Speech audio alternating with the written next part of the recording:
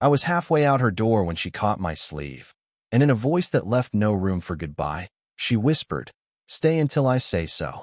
I first noticed her in the quiet way one notices something that doesn't ask to be seen, but can't be ignored either. Our homes sit side by side, separated only by a narrow garden fence that's more suggestion than barrier. Most evenings, when I came home, I'd catch sight of her tending to the flowers along her walkway. Roses, lilies, sometimes lavender that carried its scent softly into my yard. She was older than me, maybe early 40s, though older hardly felt like the right word. She carried herself with the kind of grace that comes not from youth, but from years of knowing herself. Her posture was straight, her movements unhurried, as though the world had long ago stopped rushing her. Yet in her eyes, when I was lucky enough to see them up close, there was something quieter. Not sadness, exactly, but a kind of stillness, like someone who'd learned to live with silence even when it wasn't her first choice. That afternoon, the sun had just begun to lower, spilling a warm gold over the gardens. I was gathering my mail when I saw her kneeling by the fence, pulling weeds with careful hands. Her hair caught the light, strands of silver glinting like threads of wisdom rather than age. She must have felt my gaze because she looked up, pausing in her work. For a moment, we just held each other's eyes. It wasn't the kind of look neighbors usually share. It lingered, gentle, searching, as if both of us were trying to decide whether to speak or simply keep the silence intact. Then, almost casually, she lifted an envelope from the small pile beside her and stood. "This was in my box this morning," she said, stepping closer to the fence. Her voice was steady but soft, the kind of tone that didn't need to be raised to be heard. She extended the letter toward me, and when I reached out, our hands brushed, just a faint touch, barely there. But it was enough. Her fingers were warm, and the contact, though accidental, sent a small jolt through me. She must have felt it too, because her hand paused just a fraction of a second longer than necessary before releasing the envelope. Our eyes met again, and I noticed then that her smile, polite as it was, didn't quite reach her eyes. "Thank you," I said, slipping the letter into my stack of mail. My voice sounded ordinary, but inside, something stirred. A question, maybe, or just the awareness that this wasn't going to be the last time I thought about her. She nodded, almost as if dismissing the moment, and returned to her flowers. But as I turned toward my door, I glanced back. She was still kneeling, her hands moving among the blossoms, yet her gaze was distant, as though she, too, was somewhere else entirely. That was the first time I realized she wasn't just my neighbor. She was someone I was meant to notice. Someone whose presence already lingered with me longer than it should have. It started with something small. She was struggling to carry a bag of groceries from the street to her door, a few cans and a loaf of bread teetering precariously in her arms. I was walking by, mind half on my own business, when I saw her stumble ever so slightly. Without thinking, I stepped forward. "Here, let me help," I said, and she let me take half the load without protest. She smiled then, gentle, acknowledging, yet with a hint of surprise, like she wasn't used to accepting help from anyone. "Thank you," she said, her voice soft but steady. "I'm not used to asking for anything." We carried the groceries together down the narrow walkway to her front door. The air smelled faintly of earth and rain-damp grass, though the day had been clear and warm. I noticed then how her home reflected her. Tidy, understated, but with personal touches that suggested warmth.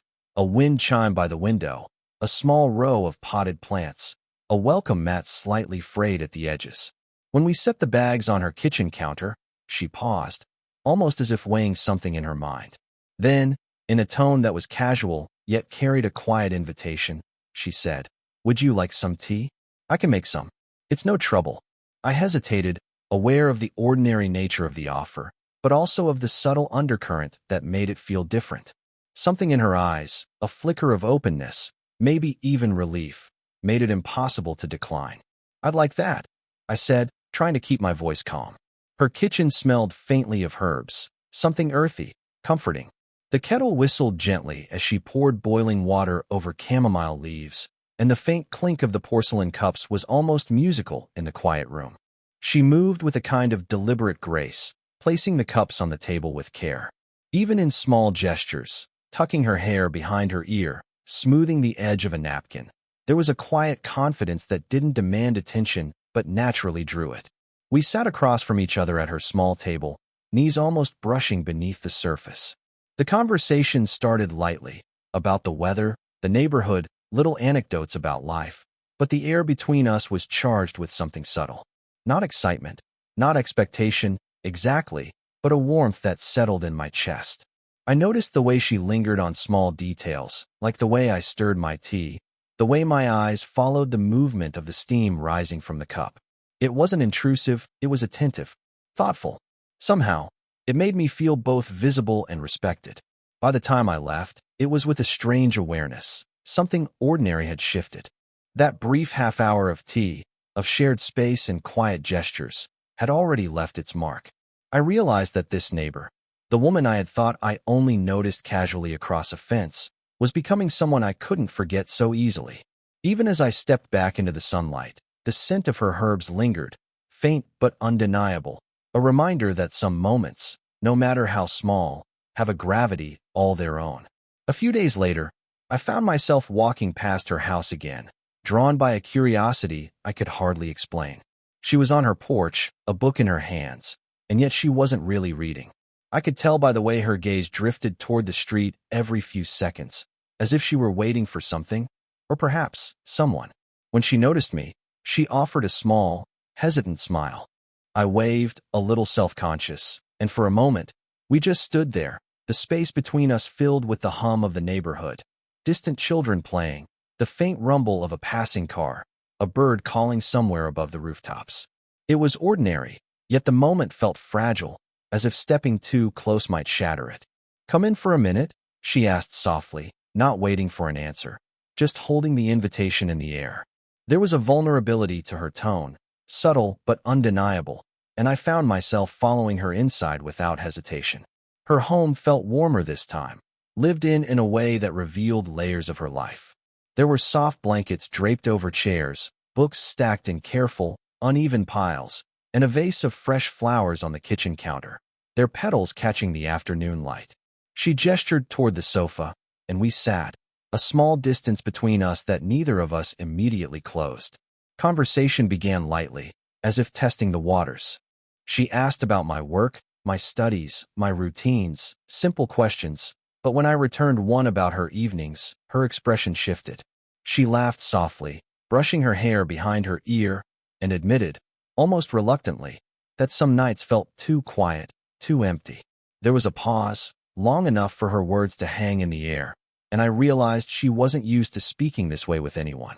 The room seemed smaller suddenly, the distance between us charged with something unspoken. I could see the faint lines of tiredness around her eyes, the subtle slump in her shoulders when she let her guard down. Yet she remained poised, graceful, someone who had learned to carry her burdens quietly, without complaint. I listened more than I spoke, aware that this was a rare moment of trust. The dim light of a single lamp pooled around her, softening the edges of her face, highlighting the glimmer in her eyes when she dared to look at me directly. Her presence was magnetic in a quiet way.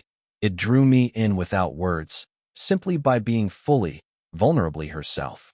At some point, she shifted slightly closer, her hand brushing a stray strand of hair from her face.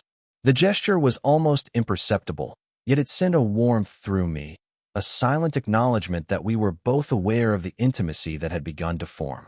There was no rush, no forced closeness, just the gentle, unspoken understanding that our lives had intersected in a way neither of us could ignore. By the time I left, the quiet weight of her presence lingered with me. Her vulnerability, her honesty, had created a space that felt sacred. I realized then that this connection, so tentative, so careful, was already leaving an imprint I could not easily shake. I had been about to leave, ready to step back into the quiet rhythm of my own apartment, when it happened. She moved just a little, a hesitation in her step that made me pause. I was halfway toward the door when I felt her hand slip around my sleeve. It was sudden, yet it wasn't harsh. Her fingers were warm, soft, yet firm enough that I couldn't pull away without noticing. The touch wasn't demanding.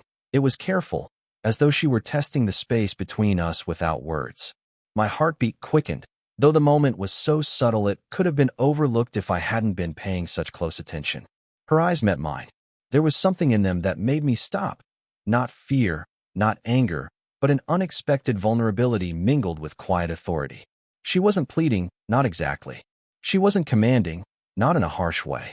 She was somewhere in between, a delicate balance of needing me to stay and trusting that I would understand without further explanation. "Stay," she said softly, her voice low, intimate, almost swallowed by the room around us. And then, almost as an afterthought, she added, "Until I say so." The words, simple as they were, carried a weight I hadn't anticipated. They weren't loud, they weren't theatrical, but they resonated in the space between us, like a gentle vibration that stirred something deep inside me. I froze, unsure if I was supposed to sit, to stand, to speak. The ordinary world, the doorknob, the faint ticking of a clock, the faint smell of her herbs, faded into the background. All that remained was the warmth of her hand, the stillness of her posture, the quiet insistence in her gaze. I looked down at the sleeve she held, at the pressure of her fingers. It was intimate in a way that didn't feel invasive, more like an unspoken request for presence, for attention, for shared space. I noticed the faint tremor in her hand, the subtle rise and fall of her shoulders, and the way her lips pressed together, almost shyly, as she waited for my response. I couldn't pull away, even if I wanted to. There was something in that moment that demanded more than a passing gesture. It was trust. It was need. It was the quiet acknowledgement that we had both been circling each other, aware of an unspoken tension, and now it had found a point of contact. I let myself stand still, allowing her to hold me in that fragile, charged balance.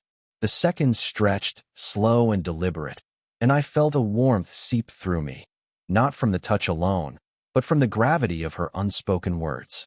In that pause, I realized that this moment, as fleeting as it might seem to an outsider, was something neither of us could easily forget.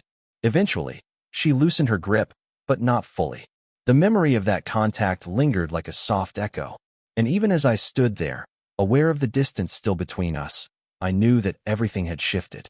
Something fundamental had changed. Our ordinary neighborly connection had transformed into something quieter, yet infinitely deeper. After that moment, I didn't move.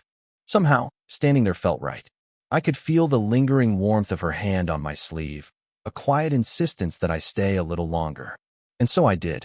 Slowly, almost hesitantly, I lowered myself onto the sofa across from her. The cushions smelled faintly of lavender and something softer, indefinable, like her presence had seeped into them. The room had changed in a way I couldn't describe. The air felt heavier, yet lighter at the same time, filled with a quiet intimacy that didn't require words. Outside, rain had begun tapping against the windows, the soft rhythm blending with the muted hum of the neighborhood. Each drop felt like it was echoing the pause between us, creating a cocoon of sound that belonged only to this room. She sat nearby, just close enough that our knees almost brushed if we shifted slightly. She didn't ask me to come closer.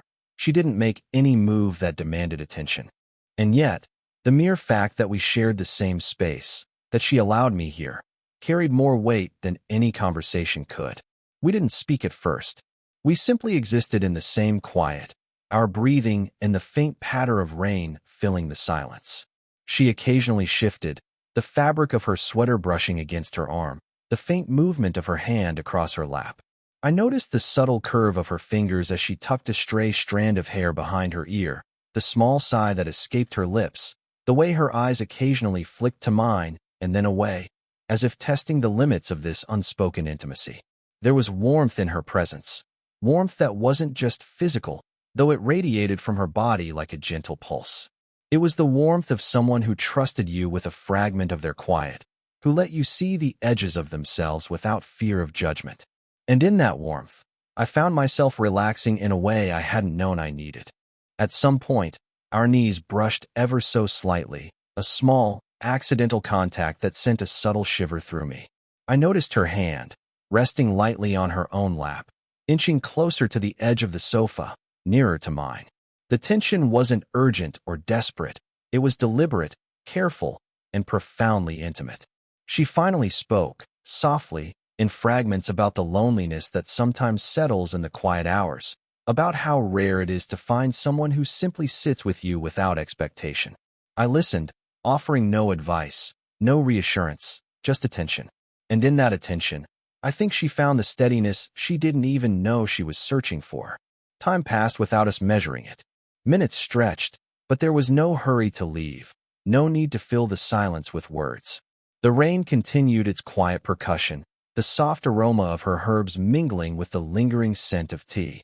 I realized, with a subtle ache in my chest, that this simple act, sitting together in silence, close yet unpressured, was becoming more meaningful than anything I had expected from a neighborly interaction. By the time I finally stood to leave, the room had imprinted itself on me. Her presence, the quiet intimacy, the lingering warmth. I knew that what had begun in a single touch now existed in the spaces between us, in shared silences, and that it would be impossible to forget. The silence between us had become almost tangible, comfortable in a way that made ordinary conversation feel unnecessary. We had shared hours without speaking, yet every glance, every subtle movement, carried more meaning than words ever could. And then, as if the quiet itself had grown heavy enough to demand an answer, she moved. Her hand, delicate and warm, reached toward mine. It hovered for a moment, a mere inch away, and I felt the tension in the air thicken. Then, ever so gently, she placed her hand over mine. The touch was soft but deliberate enough to remind me that this wasn't accidental, wasn't casual. The warmth of her palm pressed against mine, her thumb brushing lightly against the back of my hand, sending a subtle current of awareness through me. She didn't speak at first. Her eyes searched mine with an intensity that made me aware of everything. The subtle rise and fall of her chest, the quiet rhythm of her breathing, the way the lamplight flickered against her skin, making the shadows dance across her face. It was intimate, yet restrained, powerful, yet tender. Finally, she began to speak, her voice low and measured, almost hesitant. It's rare to find someone who just understands, without asking, without needing anything in return, she murmured. Each word seemed chosen carefully, weighed against an invisible scale of vulnerability. I listened, fully present, feeling the weight of her honesty pressing softly against the edges of my own awareness. I noticed the slight tremor in her fingers as she kept her hand on mine, and for the first time, I sensed the depth of her need. Not for me to fix her life, not for grand gestures, but simply for a witness, someone who could share the quiet and not flinch at her unspoken fears. It wasn't dependency, it was trust, and it was a gift I felt honored to receive. We stayed like that for minutes that felt like hours, hands pressed together, eyes locking and drifting apart in a rhythm all our own. The air was filled with the faint scent of her perfume, mingling with the earthy aroma of the tea we'd shared earlier. Outside, the rain had slowed to a gentle patter, echoing the soft, deliberate beats of our hearts. She didn't need to say more. I could feel everything in that one lingering touch, the hesitation, the longing, the quiet acknowledgement that something had shifted between us, irrevocably yet gently. I met her gaze, letting my presence speak for me, letting her know that her trust was safe, and that her vulnerability had not gone unnoticed. When she finally drew her hand back, the air between us seemed charged with possibility. It wasn't a confession, not in words, but in everything else. The brush of skin, the pause of breath, the shared space that had grown impossibly intimate without either of us forcing it. In that moment, I understood something fundamental. Love doesn't always announce itself with fireworks or dramatic declarations. Sometimes, it arrives quietly, in the simple courage of placing a hand over another's, in the unspoken words that linger in the space between heartbeats. And in her hand, I felt both the fragility and the power of that truth. Eventually, the moment came when she let go of my hand.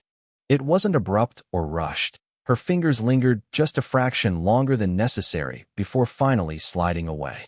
I stayed seated a heartbeat longer, as if reluctant to let the quiet intimacy dissolve entirely. The room seemed to exhale with us, the soft glow of the lamp casting gentle shadows that wrapped around her face, highlighting the trace of a smile that had been forming without words. She didn't speak immediately. Instead, she leaned back slightly, folding her hands in her lap, her posture relaxed yet careful, as though she was testing the waters of her own newfound courage. Then, finally, her lips curved into a small, genuine smile, one that reached her eyes this time. A quiet acknowledgement that the fragile tension between us had eased, transformed into something deeper, something quietly enduring. "You'll come back, won't you?" she said softly, her voice barely above a whisper. There was no demand in it, no pressure, only a gentle hope wrapped in vulnerability. It wasn't a question seeking an answer. It was a soft promise, an invitation to continue the connection that had begun with a touch, a glance, a shared silence. I stood, slowly, savoring the sensation of the room one last time. The faint aroma of herbs, the lingering warmth of teacups long since emptied, the soft tick of the clock marking the quiet passage of our shared hours. As I moved toward the door, I caught her gaze again, and there was a glimmer of something unspoken but understood between us. It wasn't a confession, not yet, but it was enough. An acknowledgement of the bond we had forged in moments so subtle they might have seemed ordinary to anyone else. Outside, the night had settled into a calm rhythm. Rain-soaked earth released its rich scent into the air, and the cool breeze whispered along the sidewalks, brushing against my skin. I could feel the memory of her touch still lingering on my sleeve, faint but insistent. A ghost of warmth that reminded me of the quiet courage it had taken for her to reach for me, and for me to remain. As I walked away, I didn't rush. Each step was measured, thoughtful, carrying with it the weight of everything that had passed between us.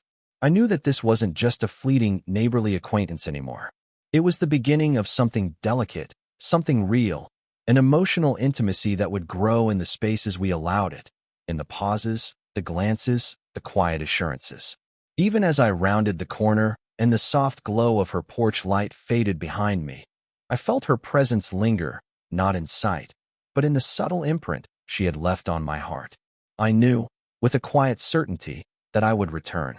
Not because she asked me to, not because of obligation, but because the connection we had formed, the gentle, unspoken promise, was something I didn't want to leave behind. And in that quiet promise, in the memory of her hand on my sleeve, I understood what slow, patient intimacy could feel like, a warmth that stays with you, a bond built not on words, but on the shared courage to remain close, even in silence. It was enough. It was everything. Even as I rounded the corner and the soft glow of her porch light faded behind me, I felt her presence linger, not in sight, but in the subtle imprint she had left on my heart. I knew, with quiet certainty, that I would return. Not because she asked me to, not out of obligation, but because the connection we had formed, the gentle, unspoken promise, was something I didn't want to leave behind. In that quiet promise, in the memory of her hand on my sleeve, I understood what slow, patient intimacy could feel like, a warmth that stays with you, a bond built not on words, but on the shared courage to remain close, even in silence. It was enough. It was everything. If this story made your heart pause, linger, or smile, then don't forget to like, comment, and subscribe. Share your thoughts below. I'd love to hear what part of this quiet, slow burn connection touched you the most. And if you want more stories that explore tender, age gap romances and unspoken desires, hit the bell icon so you never miss a chapter.